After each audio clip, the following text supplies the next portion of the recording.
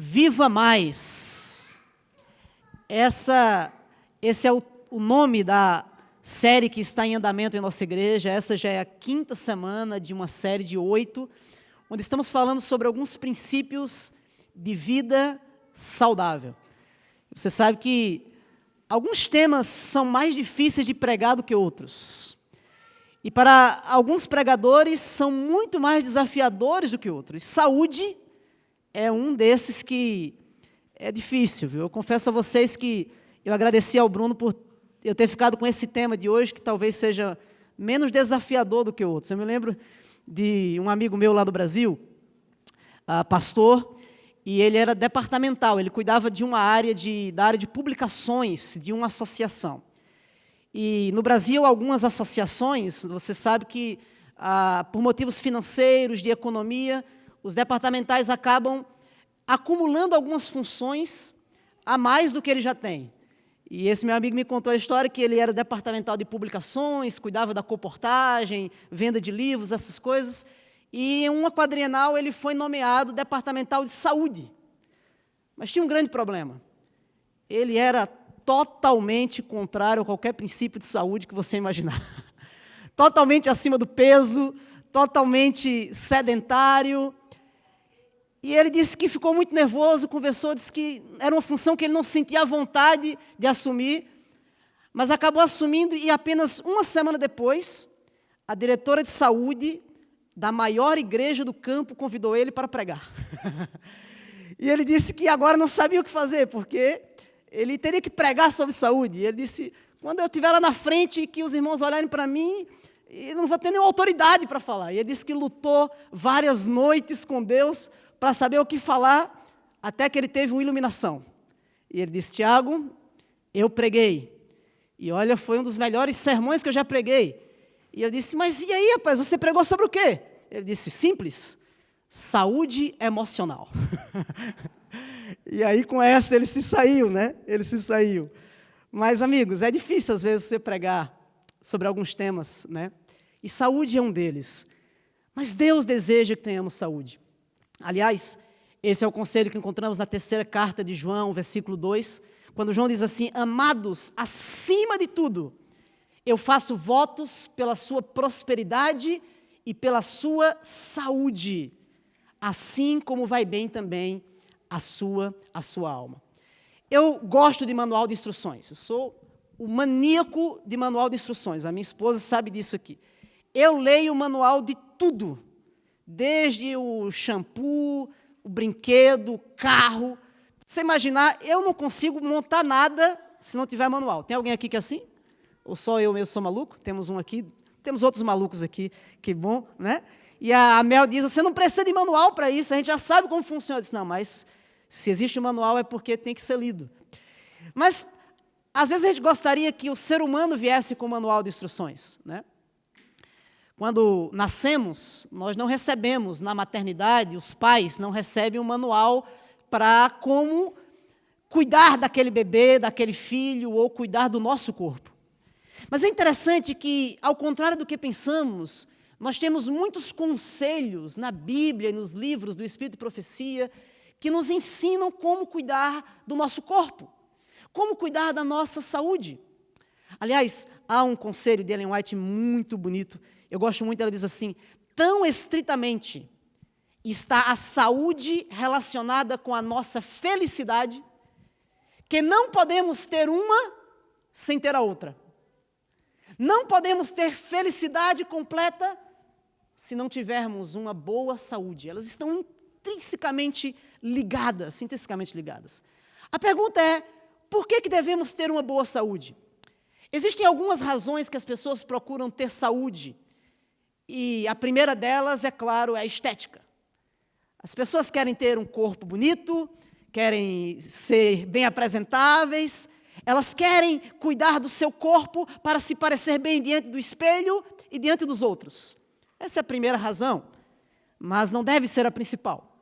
Existe uma segunda razão, que é pensar na vida futura.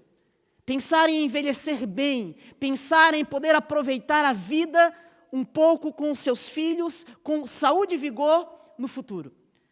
Aliás, sobre isso eu vou mostrar para vocês agora um vídeo fantástico. Esse vídeo ele foi lançado há 10 anos atrás por uma organização no Canadá, e essa organização fazia uma pergunta. A pergunta era a seguinte: como você vai viver os seus últimos 10 anos de vida? E esse vídeo mostra um contraste entre dois tipos de pessoas nos seus últimos anos de vida. Saulo, por favor, coloca para nós. Como serão os seus 10 últimos anos de vida? Pode soltar o som.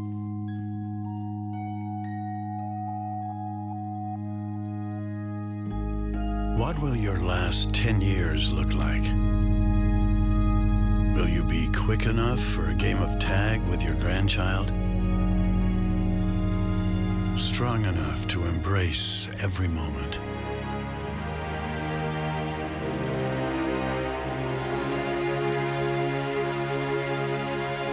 Will you grow old with vitality? Or get old with disease?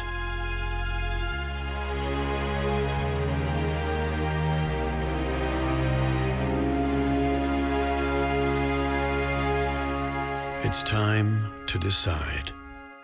The average Canadian will spend their last 10 years in sickness. Change your future at makehealthlast.ca. A maneira como cuidamos do nosso corpo hoje determina como o nosso corpo estará no futuro. E essa é uma boa razão, você não acredita? Para cuidarmos do nosso corpo. Mas embora a estética e buscar ter uma vida mais longa sejam boas razões, essas ainda não são ou não devem ser a principal razão por que cuidamos do nosso corpo, por que cuidamos da saúde. Existe mais um. Saulo, me ajuda aqui, volta aqui para o PowerPoint. Isso. 1 Coríntios capítulo 6, verso 19 e 20, Paulo diz o seguinte: não sabeis que o vosso corpo é o templo do Espírito Santo que habita em vós, proveniente de Deus, e que não sois de vós mesmos, porque fostes comprados por bom preço. Por isso, glorificai a Deus no vosso corpo e no vosso espírito, os quais pertencem a quem? A Deus. A principal razão por que devemos cuidar da saúde é porque o nosso corpo, ele é a habitação do Espírito Santo de Deus. E quanto mais nós cuidamos da saúde, mais o Espírito Santo pode se comunicar conosco. Paulo repete isso em 1 Coríntios 3, 16 e 17, quando ele diz: não sabeis que vocês são o templo de Deus e que o Espírito Santo habita em vós? Se alguém destruir o templo de Deus, Deus um dia o destruirá, porque o templo de Deus, que sois vós, é santo. Veja que conselho maravilhoso. A Bíblia está dizendo assim, olha, Deus quer habitar em você através do Espírito Santo, Deus quer habitar em você através da terceira pessoa da Trindade. Mas se você não cuidar desse corpo, como ele vai habitar de forma plena? E essa deve ser então a principal razão por que devemos cuidar da nossa saúde. Os adventistas são conhecidos mundialmente por cuidar da saúde. Aliás, existem documentários, há um novo documentário na Netflix, falando das Blue Zones, as áreas no mundo em que as pessoas vivem mais tempo, e entre elas estão os adventistas. E muito se deve aos conselhos que temos sobre uma vida saudável. E sobre esses conselhos, Ellen White apresenta o que nós chamamos no Brasil de os 8 remédios da natureza. Ou aqui nos Estados Unidos, The 8 Laws of Health. E são eles: ar puro, luz solar, abstinência, repouso, exercício, regime conveniente, uso de água e confiança no poder divino. Esses são os verdadeiros remédios. E ao longo dessas semanas aqui, vocês estão vendo esses remédios. O pastor Bruno já trouxe o exercício físico. A semana passada estudamos sobre a água, já estudamos também sobre a luz solar e sobre a alimentação. Mas hoje, nós falaremos um pouquinho sobre o ar puro. Sobre o ar puro. Bem, o ar ele é composto de 21% de oxigênio e 78% de nitrogênio. Diferente do que nós pensamos, o ar não é apenas oxigênio, ele tem outras coisas mais. Mas, além disso, o ar hoje, a maioria do ar que respiramos nas cidades, ele vem misturado de poluição, pólen, mofo, outros poluentes. E a pergunta é, onde encontrar o verdadeiro ar que vai fazer bem para a nossa saúde? Alguns pesquisadores dizem que o melhor ar para se respirar é o ar que ele é composto de muito oxigênio, mas também de íons negativos.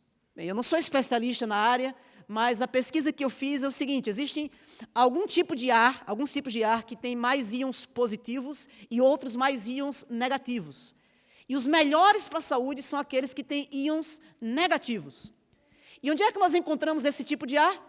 Bem, geralmente em lugares perto de muita água, como riachos, rios, lagos, cachoeiras, praias, mas também ao meio de florestas, campos, lugares que têm muitas árvores.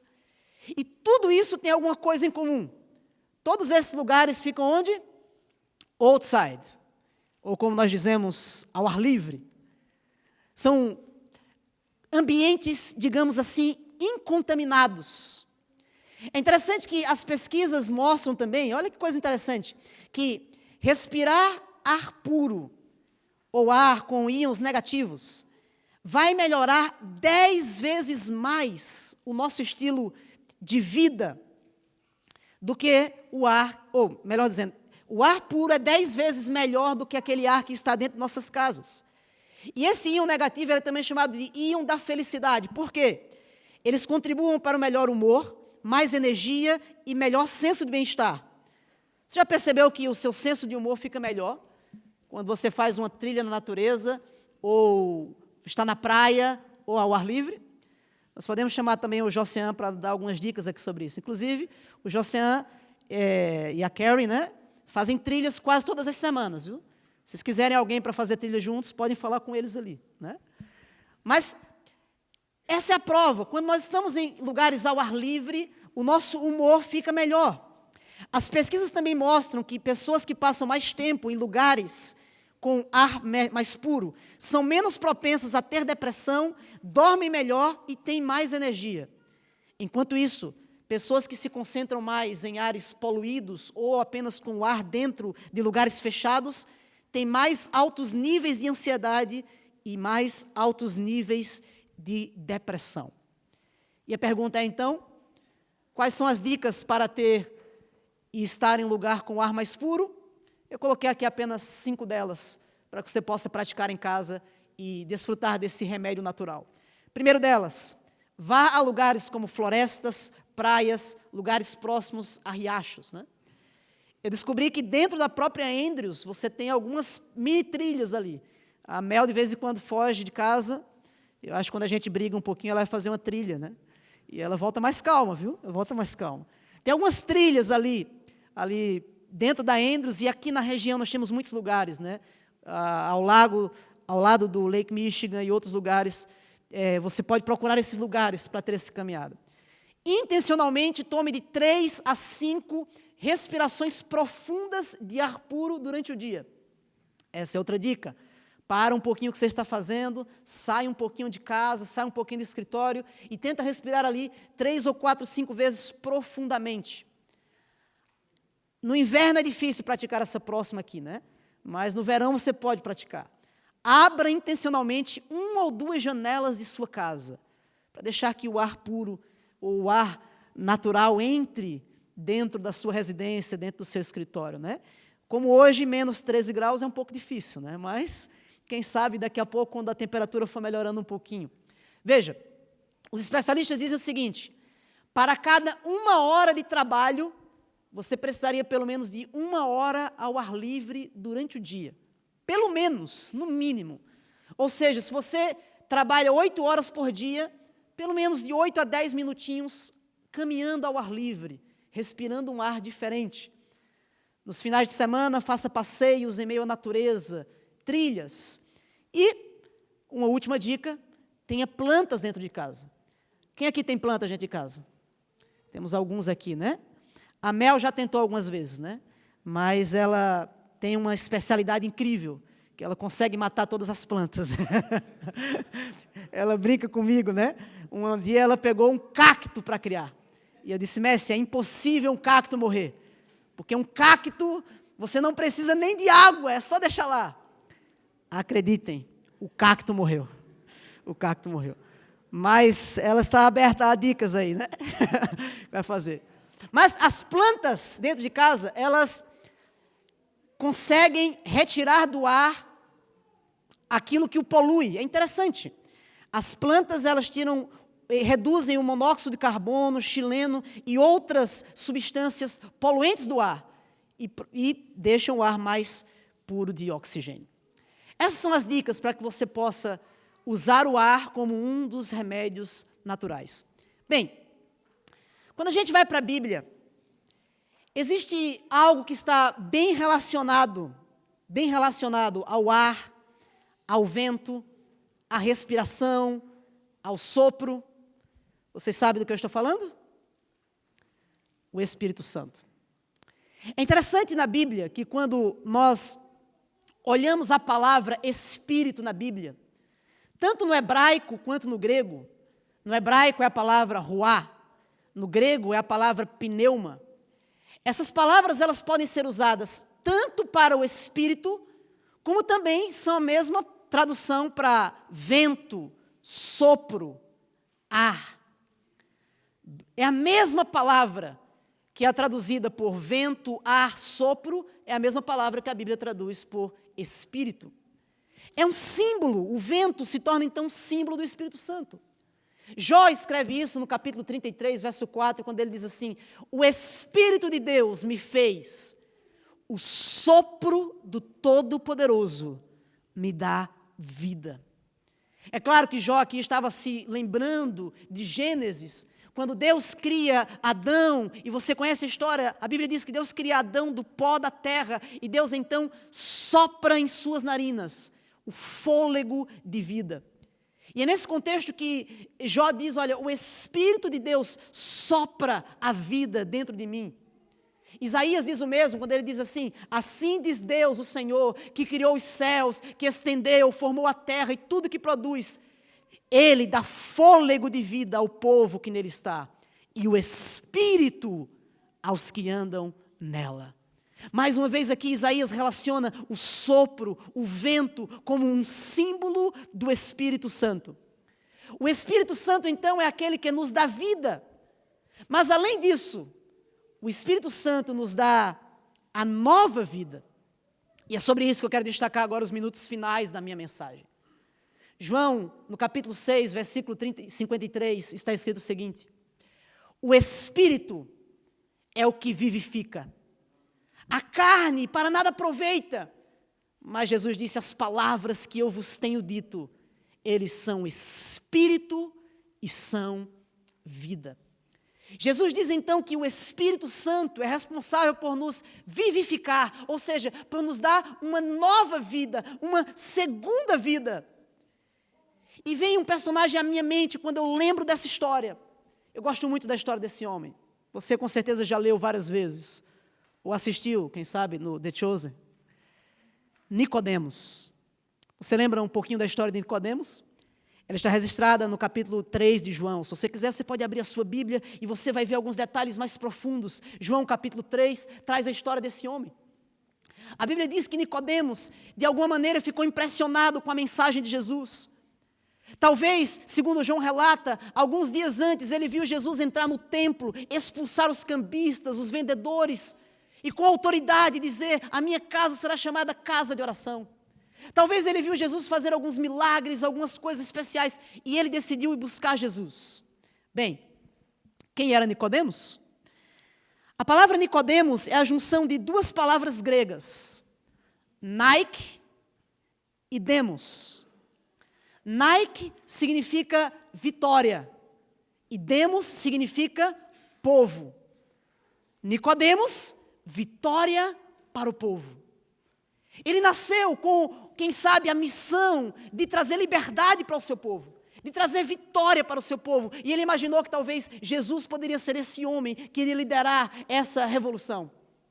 Nicodemos, ele era um doutor da lei, um príncipe do povo, um escriba, um homem com certeza de muita experiência, um homem respeitadíssimo. E ele diz, eu preciso conversar com Jesus, mas eu não posso ser visto com Jesus. E ele decide ir atrás de Jesus à noite.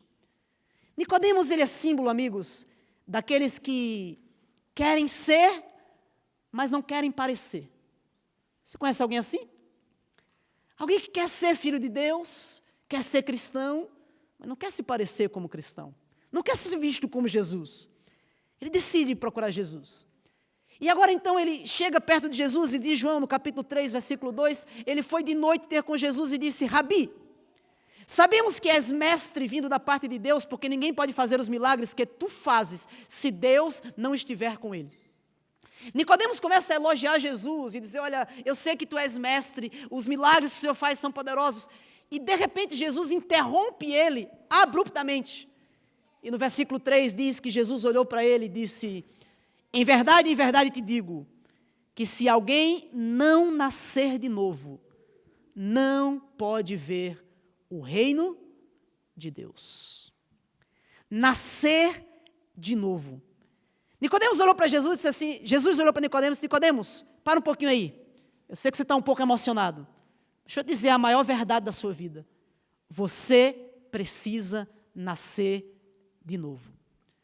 Eu não sei quantos de vocês já testemunharam um nascimento. A palavra que Jesus usa aqui, nascer, do grego anotem, significa nascer do alto, nascer de cima, recomeçar. Eu testemunhei o nascimento apenas de Bianca, minha segunda filha. Daniel, não consegui entrar na sala, foi muito conturbado o primeiro nascimento de Daniel, mas com Bianca eu nasci. Eu me lembro que tudo estava pronto, eu orava a Deus para que não desmaiasse ali na sala de cirurgia, né? Quantos aqui já entraram na sala de parto, fora as mulheres, né? Eu digo de homens aqui? Tem alguns aqui? Ok.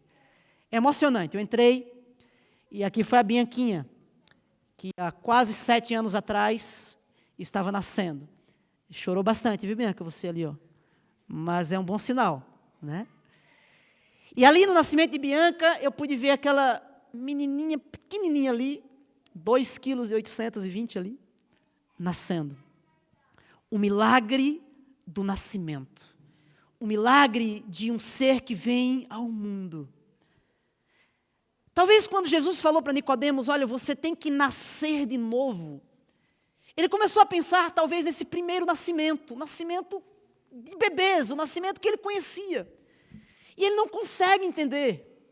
Ele fica perturbado, ele não consegue entender o que Jesus queria explicar, era muito profundo para ele, talvez, ou talvez era muito simples para ele, que ele não conseguia compreender. E Nicodemos fez a pergunta mais, talvez, boba do mundo. Ele olha para Jesus e diz, como é que pode um homem nascer sendo já velho? Ele vai voltar para a barriga, para o ventre da sua mãe e nascer uma segunda vez? E aí Jesus então vai falar sobre como é que se dá esse nascimento. E preste bem atenção nas palavras de Jesus, porque Jesus diz assim, em verdade te digo, Nicodemos, que quem não nascer da água e do Espírito não pode entrar no reino de Deus. Nicodemos, você quer ir para o céu? Nicodemos, você quer estar no reino que Deus está preparando? Nicodemos, você quer estar entre os salvos? Você tem que nascer da água e do Espírito. Bem, o nascimento da água talvez era conhecido por Nicodemos. Jesus estava se referindo ali ao batismo. O símbolo daqueles que nascem no reino de Deus, o símbolo daqueles que querem entrar um dia no céu. E se eu falo essa manhã aqui, ou você que está assistindo, talvez não passou por essa experiência ainda do nascimento das águas, eu digo para você, é a melhor decisão da sua vida. De entregar a sua vida a Deus, ser batizado, começar a fazer parte desse reino, nascer das águas. Mas o que Nicodemos não entendeu era o que significava nascer do Espírito. E ele continua a questionar Jesus para dizer, o que significa nascer do Espírito? Eu não entendo. E agora Jesus dá a declaração final, e é sobre essa que eu quero terminar a minha mensagem. Jesus olhou para Nicodemos e disse assim no versículo 8, Nicodemos, o vento sopra onde quer. ouves a sua voz, mas não sabes nem de onde vem, nem para onde vai. Assim é todo aquele nascido do Espírito. Nicodemos, deixa eu explicar para você. O Espírito Santo é como o vento. Ele é invisível, mas ele é poderoso. Você não pode vê-lo, mas você pode e irá senti-lo. Nicodemos, o Espírito Santo se move entre aqueles que buscam a Deus. Se você tem um coração sincero, se você tem um coração disposto a buscar ao Senhor, assim como o vento, assim como o ar, o Espírito Santo vai envolver você, ele vai entrar em você e vai transformar aqueles que o recebem. A presença do Espírito Santo traz nova vida. O pecado nos distancia de Deus, mas o Espírito nos traz para perto de Deus. É isso que Isaías disse no capítulo 30, versículo 21. Quando ele diz assim: quando você se desviar para a direita, ou quando te desviares para a esquerda, os teus ouvidos ouvirão atrás de ti uma palavra, dizendo: este é o caminho, andai por ele. É o Espírito Santo que diz para você o caminho que deve seguir. Você está indeciso em tomar uma decisão importante na tua vida? Peça para que o Espírito Santo te ajude. Você quer se aproximar mais de Deus? Peça que o Espírito Santo te ajude. Você quer se afastar de algum pecado, algo que está te separando do Senhor? Peça que o Espírito Santo te ajude, porque Ele, como o vento, que vai de um lado para o outro, invisível, mas é poderoso. Invisível, mas é poderoso. Você já passou por todos esses nascimentos? Eu quero contar para você um pouquinho do meu segundo nascimento. O meu primeiro nascimento, o da carne, porque eu costumo dizer que são 3 nascimentos: o da carne, o da água e do Espírito. O da carne aconteceu em 11 de maio de 88, foi o dia que eu nasci. Segundo a minha mãe, logo de manhãzinha, 5 da manhã, não tive dificuldade para nascer, ela falou, foi muito rápido. E saiu, segundo ela, minha mãe falou, a coisa mais linda que ela já viu nessa terra. Há 35 anos atrás. 11 de maio de 88. O meu segundo nascimento, o nascimento da água, esse foi quando eu tinha 15 anos. Entrei na igreja com 13 anos, conheci o Clube de Desbravadores, amigos que me apresentaram Jesus, me colocaram para mais perto dele. Após ali praticamente mais de um ano frequentando a igreja, eu então decidi me batizar. Ia ter um evento, um campuri, para aqueles que não sabem, é um grande acampamento que os clubes desbravadores vão juntos, lá em Aracaju, Sergipe, ano de 2003, Meus pais autorizaram, e lá fui eu com 15 anos para o batismo.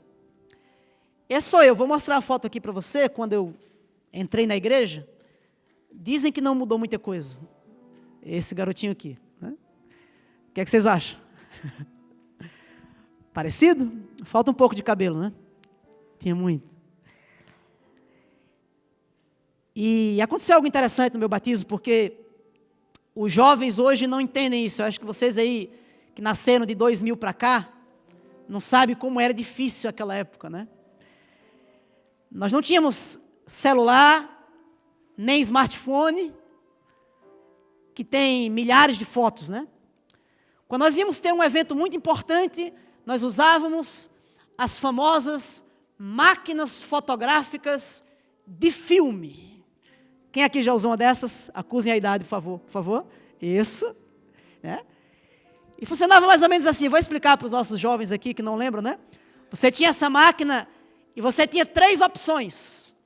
Você tinha um rolo de uma máquina com 12 poses, 24 poses ou 36 poses. Não era isso? E eu me lembro que a minha mãe me deu essa máquina e comprou um rolo de 36 poses e disse, vai lá filho, registra tudo. E eu me lembro que na hora do meu batismo, eu tinha um amigo chamado Danielzinho, um grande amigo meu, ele disse assim: Tiago, deixa comigo que eu tiro as fotos. E ele pegou a máquina, nós estávamos lá nesse acampamento, milhares de pessoas, e ele disse: eu vou tirar foto, fica tranquilo. Na hora do batismo, ele tirou lá, e disse: Tiago, foi umas 5 fotos, tudo certo. Mas aí, amigo, vocês sabem como é que funcionava, né? Talvez os jovens não saibam. Você voltava para casa, e agora vinha a parte mais emocionante. Você tinha que revelar as fotos. E orar, para quê? Para não queimar.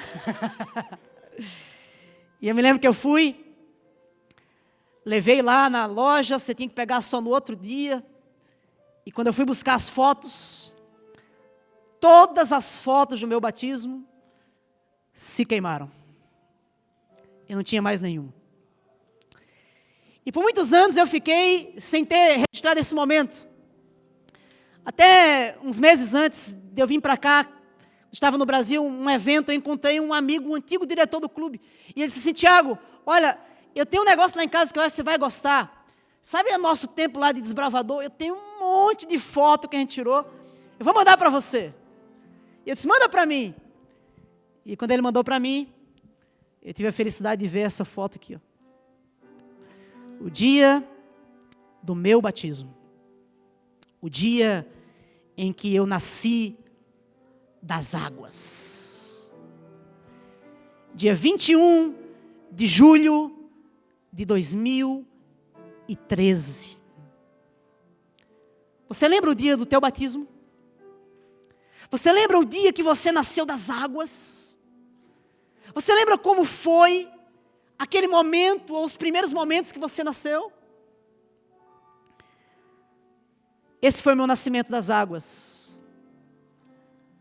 Mas eu vou terminar respondendo para você a última pergunta.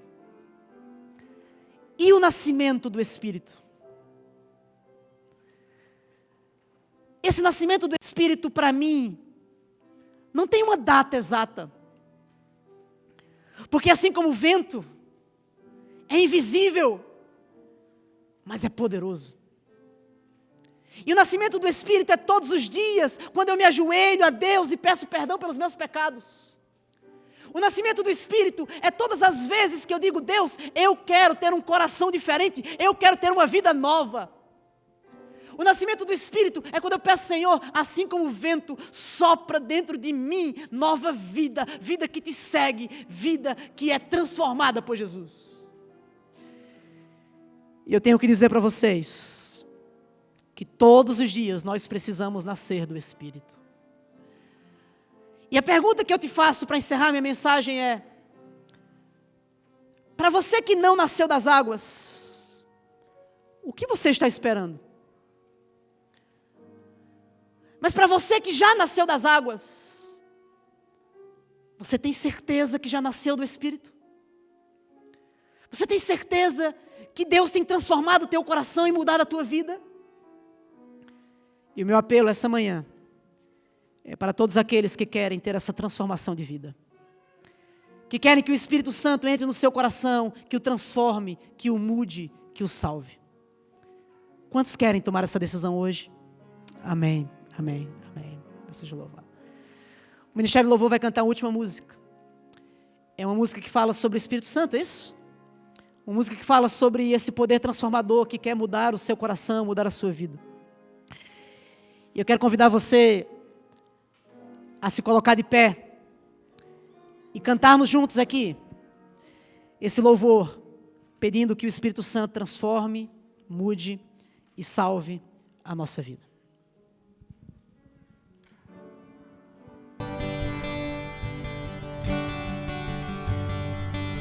Naquele dia, Nicodemos ouviu a voz de Deus. O vento sopra onde quer. Ouves a sua voz, não sabe de onde vem nem para onde vai. Assim é aquele que é nascido do Espírito. Você sabe como terminou aquela conversa? Jesus falou para Nicodemos as palavras mais lembradas de toda a Bíblia. Porque Deus amou o mundo de tal maneira que deu o seu Filho unigênito, para que todo aquele que nele crê não pereça, mas tenha a vida eterna. Algum tempo depois, quando Nicodemos viu Jesus pendurado na cruz, ele entendeu completamente a sua missão e o seu chamado.